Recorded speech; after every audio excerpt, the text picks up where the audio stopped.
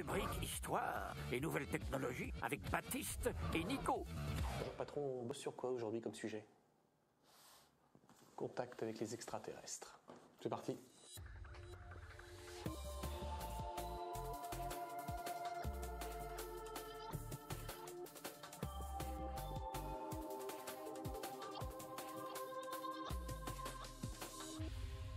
Alors je sais pas pour toi Baptiste, mais ce sujet a été beaucoup plus facile que certains.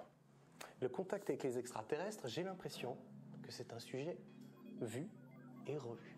Donc moi je vais commencer par le commencement de l'histoire.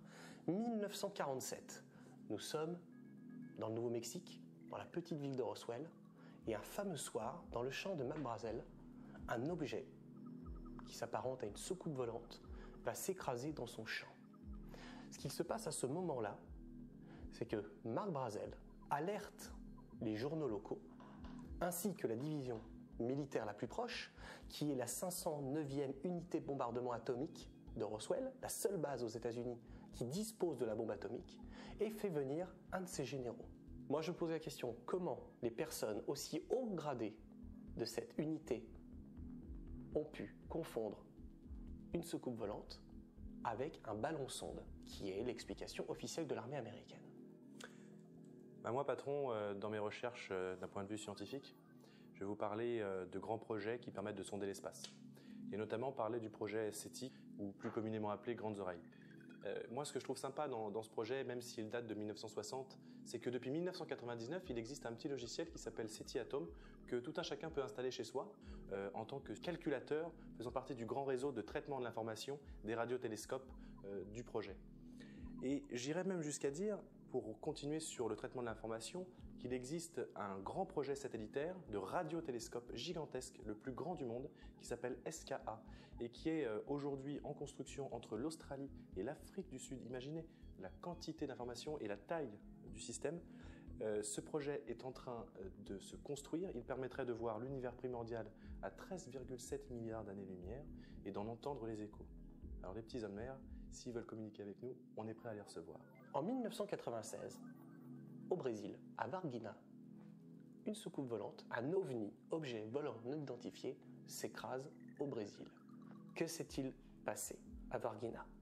En tout cas, aujourd'hui, l'Amérique du Sud est le seul continent à l'unanimité à reconnaître officiellement l'existence des OVNI.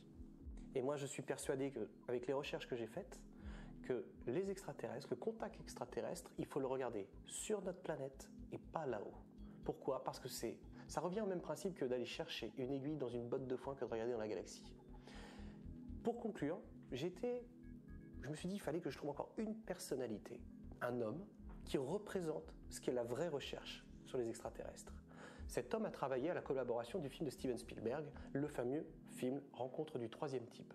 Cet homme s'appelle Alan Hynek.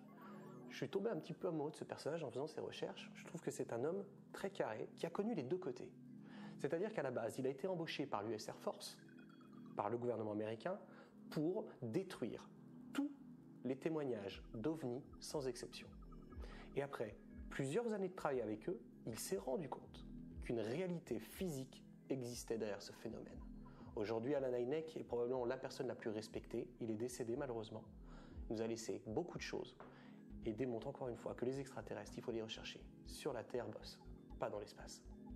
Et pour conclure, patron, je vais vous proposer une petite expérience que vous pouvez faire dès aujourd'hui. Vous pouvez utiliser une boîte de conserve pour sonder le bruit de fond cosmologique et l'analyser directement à partir du projet SETI Atom. C'est une expérience intéressante qui vous permettra par vous-même de déterminer si vous recevez des signaux de provenance extraterrestre. C'est vraiment intéressant toutes ces recherches parce que entre la technique de Baptiste, les recherches et les témoignages et les personnalités qui ont travaillé sur le sujet que j'ai pu ramener sur notre enquête, on a vraiment l'impression que le sujet contact avec les extraterrestres est peut-être le dossier le plus complet de ce XXe siècle. En conclusion, nous espérons que ces informations seront utiles à l'organisation.